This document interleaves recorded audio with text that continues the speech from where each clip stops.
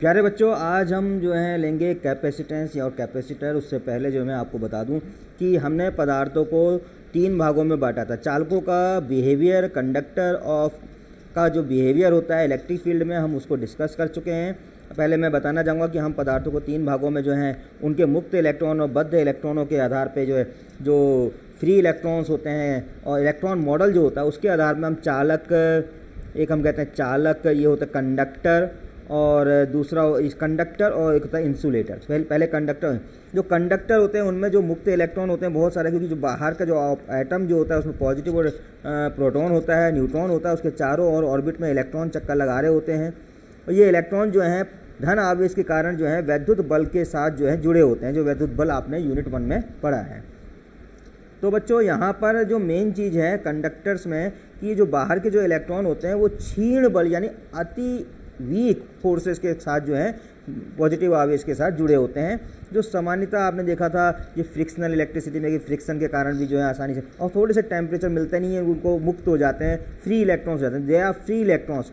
तो चालकों में फ्री इलेक्ट्रॉन्स होते हैं, जिस कारण क्या है चालकों की सतह में वो घूमते रहते हैं, चक्कर लगाते रहते हैं। अभी आगे आप पढ़ेंगे इनके बारे में, ड्रिफ्ट वेलोसिटी कैसे मूव करते हैं, किस वेलोसिटी से मूव करते हैं। पर फ्री इलेक्ट्रॉन्स जो होते हैं इनके कारण ही आवेशों का प्रवाह जो है चालकों में संभव होता है। और जब हम इसको किसी वैद्युत क्षेत्र में लगाते हैं तो इसमें धारा बहने लगती है। धारा बहती उच्च विभव से निम्न विभव की ओर। विभव का कंसेप्ट आपको आ गया होगा, जो आपने जो है पिछली यूनिट में जो है विभव पोटेंशियल को पढ़ा था, जो कि कार्य से संबंधित होता है। अनंत से किसी बिंदु तक, वैद्युत क्षेत्र में किसी बिंदु तक लाए गए आवेगांक आवेश द्वारा किया गया कार्य ही जो है उस बिंदु पर क्या है विभव है, पोटेंशियल है। पोटेंशियल यानी ऊर्जा, यानी कार्य किया तो वो क्या किसमें हो गया, ऊर्जा में। तो एक तरह से एनर्जी को डिफाइन करता है। ये कंसेप्ट मैं इसलिए बता रहा हूँ अभी एनर्जी का, क्योंकि अभी फिर आएगा। हम पोटेंशियल डिफरेंस की बात विशेष तौर पे करते हैं कि एक बिंदु से दूसरे बिंदु तक वैद्युत क्षेत्र में, अगर एक बिंदु से दूसरे बिंदु तक, ये एक बिंदु है, ये दूसरा बिंदु है वैद्युत क्षेत्र में, तो यहाँ से यहाँ तक मैं कुछ कार्य कर रहा हूँ, तो कार्य बटे आवेश, इसी को कहेंगे पोटेंशियल डिफरेंस।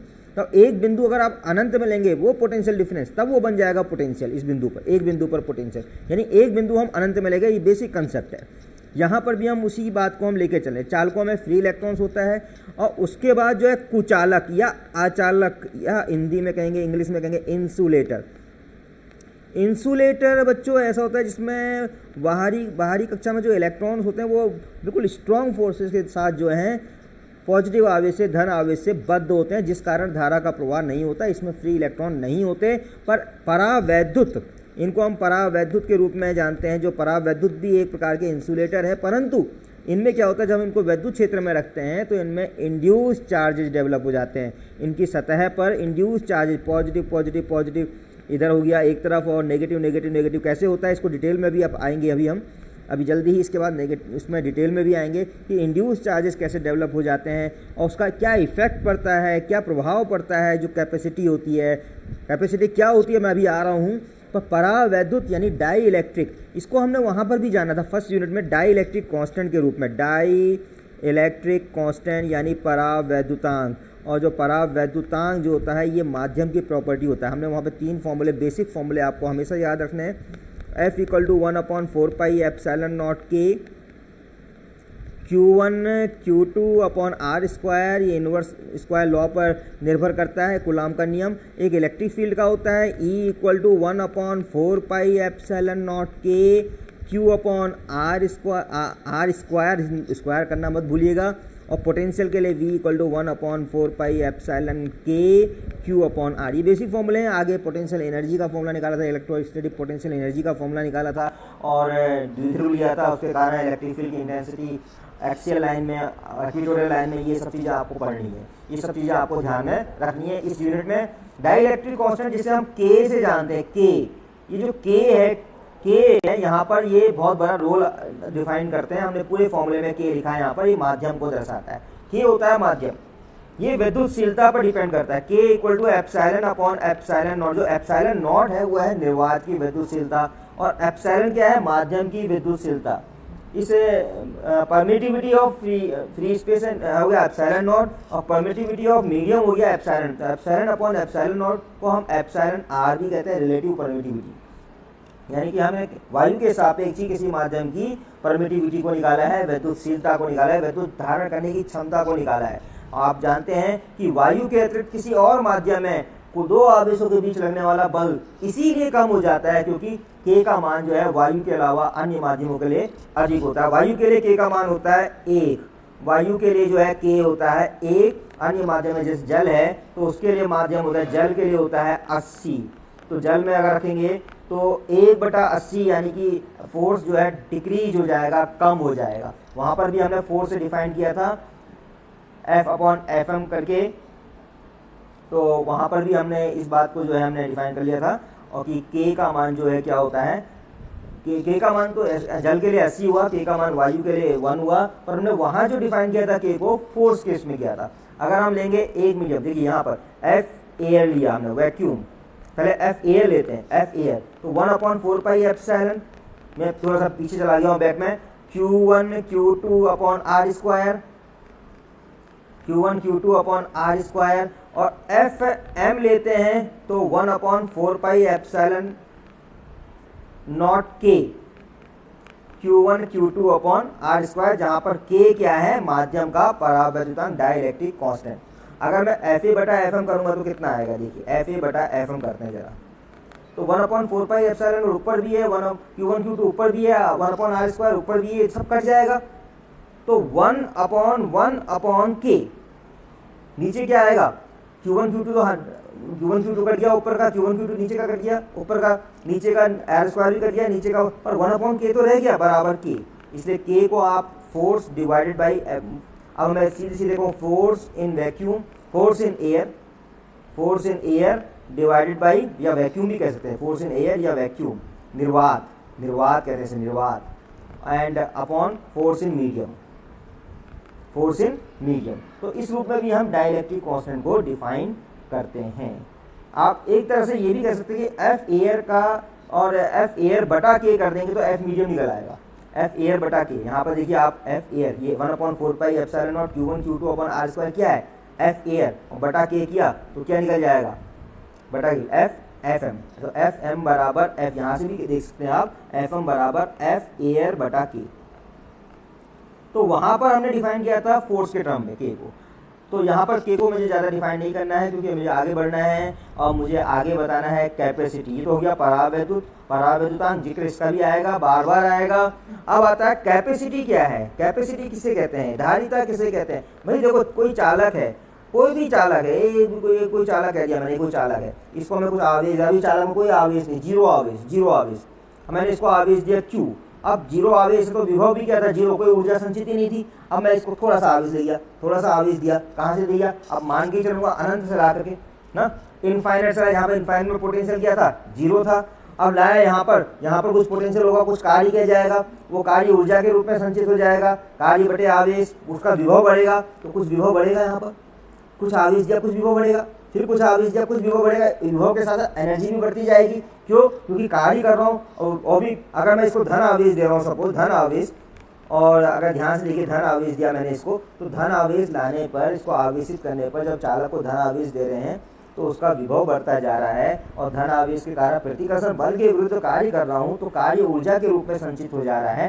तो उसका जो ऊर्जा है वो चालक के भीतर इलेक्ट्रिक फील्ड यानी विद्युत क्षेत्र के रूप में संचित होती जा रही है, साथ साथ उसका विभव भी बढ़ता जा रहा है। तो कैपेसिटी को बेसिकली क्या कहेंगे, क्यू आवेश देने पर विभव भी बढ़ रहा है, क्यू अनुक्रमानुपाती वी। कैपेसिटी क्या हुआ, कैपेसिटी हुआ कि कितना क्यू आवेश देने पर कितना विभव बढ़ रहा है, और कितना आप क्यू आवेश इसको दे सकते हैं, चालक को दे सकते हैं।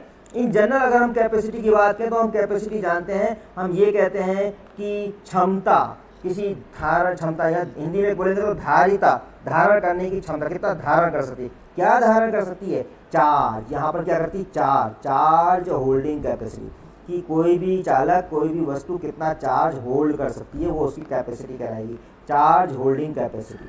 यानी यहाँ पे जो कैपेसिटी है वो चार्ज होल्डिंग के लिए है, आवेश का संचय, कितना आवेश का वो संचय कर सकती है।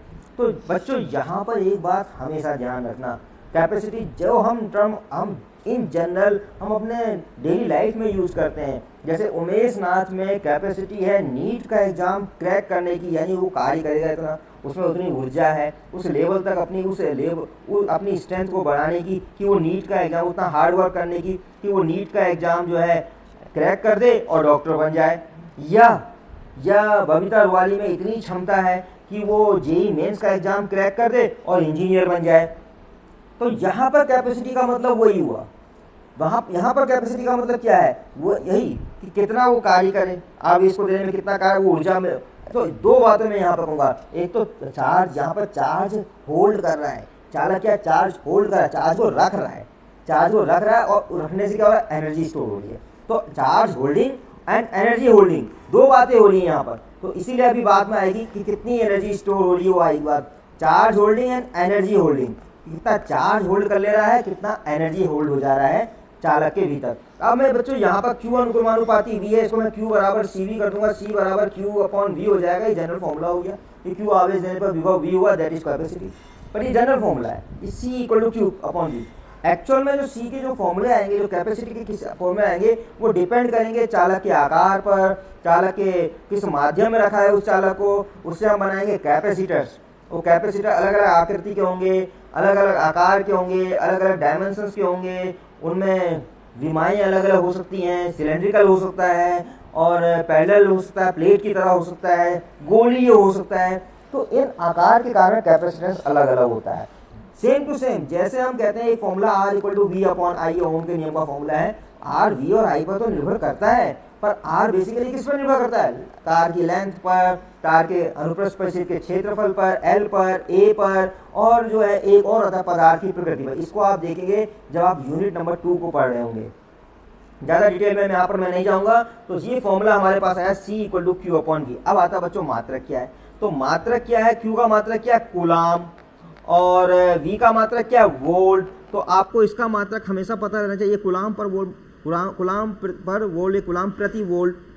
परंतु ये मात्रक बार बार बोलेंगे तो आप थक जाएंगे, इसलिए आपको एक नाम और दे देते हैं, वो है फैरेड।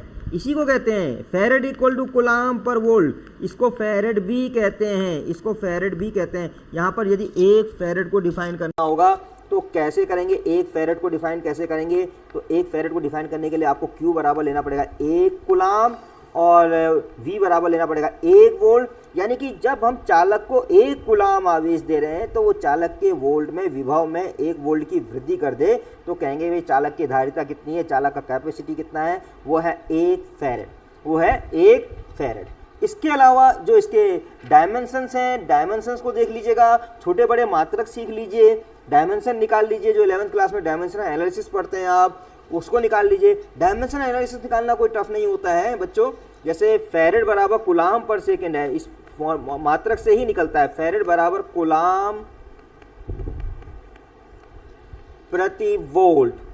तो आपको दो बातें आनी चाहिए कि कूलाम क्या है, कूलाम क्या है, Q बराबर आई टी। अभी आया नहीं है आई टी, पर कूलाम क्या है, Q बराबर आई टी। तो हम आई टी, ये हमें फॉर्मूला आपको बाद में जब यूनिट 2 आप पढ़ रहे होंगे तो आएगा आई, क्योंकि आई का जिक्र वहीं आएगा धारा का। Q बराबर आई टी, ठीक है, Q बराबर आई टी। और V क्या है, V बराबर W अपॉन Q। आप जानते हैं V बराबर W अपॉन Q, कोई बहुत बड़ी बात नहीं है, पहली यूनिट में पढ़ा है, कहेंगे आप V बराबर W अपॉन Q। और W क्या है, कार्य, W क्या है, कार्य। चलो W को भी लिख लेते हैं, और W अपॉन Q और Q को लिख देंगे आई टी। तो I T into I T, I into I T क्यों लिखा, क्यों, Q बराबर आई टी, Q बराबर आई टी। या इसको मैं अभी आपको और अच्छी तरह समझा दूँ, आई टी बटे W अपॉन आई टी। इस आई टी को, आई को ऊपर ले गया, इस टी को ऊपर ले गया, तो I T into I T बटे W। अब देखो निकल जाएगा I square T square upon W। अब विमा लिख लीजिए, आई का क्या होगा, आई का विमा होगा A, तो A की घात 2, टी क्या है, समय है, इसकी विमा क्या होगी, टी स्क्वायर, ठीक हो गया। अब नीचे आते हैं, W की विमा क्या होगी, MLT माइनस 2, कार्य की विमा। ये 11th क्लास में ही सीख लेना चाहिए, ML2 T माइनस 2। अब हम इसकी विमा क्या बनी, हमारी जो विमा बनी है धारिता की, जो धारिता की विमा बनी, यहाँ पर लिख देंगे धारिता की विमा, धारिता की विमा, धारिता की विमा कितनी आई, देखो कितनी आई। M को पहले लिख लेते हैं, फिर L2, फिर T माइनस 2 है, तो माइनस 2 ऊपर पहुंचेगा तो धन का 2 हो जाएगा, प्लस 2 हो जाएगा, प्लस 4 यानी 4, T की घात 4 और A की घात 2। इसको ब्रैकेट में बंद कर दीजिए। ये क्या हुआ आपका धारिता की विमा। इस छोटे बड़े मात्रक की बात भी कर देते हैं। छोटे बड़े मात्रक आपको जो छोटे छोटे मात्रक मिलेंगे वो माइक्रो कूलम्ब्स में मिलेंगे, छोटे छोटे कैपेसिटर्स के। तो इसको याद रख लीजिए ये फॉर्मूले कि 1 माइक्रोफेरेड, 1 माइक्रो कूलम्ब नहीं, 1 माइक्रोफेरेड, माइक्रो होगा तो 10 की घात -6, 10 की घात -6 फेरेड। 1 पिकोफेरेड, तो पिको में और 10 की घात -6, 10 की घात -12 फेरेड। तो इस प्रकार से आप समझ गए होंगे कि कैपेसिटी का कंसेप्ट क्या है, कैपेसिटी क्या है, इसको आपको अच्छी तरह याद कर लेना। ठीक इसके अगले पार्ट्स में मैं लूंगा विलगित चालक का कैपेसिटेंस, यानी capacitance of A insulated capacitor. इसके न्यूमेरिकल हम साथ साथ करते जाएंगे बाद में। अभी हम यहीं पर इतना रोकते हैं इसको। छोटे छोटे वीडियो मैं इसलिए बना रहा हूं ताकि आपको डाउनलोड करने में आसानी रहे, नहीं तो फिर आपको प्रॉब्लम होती है। धन्यवाद।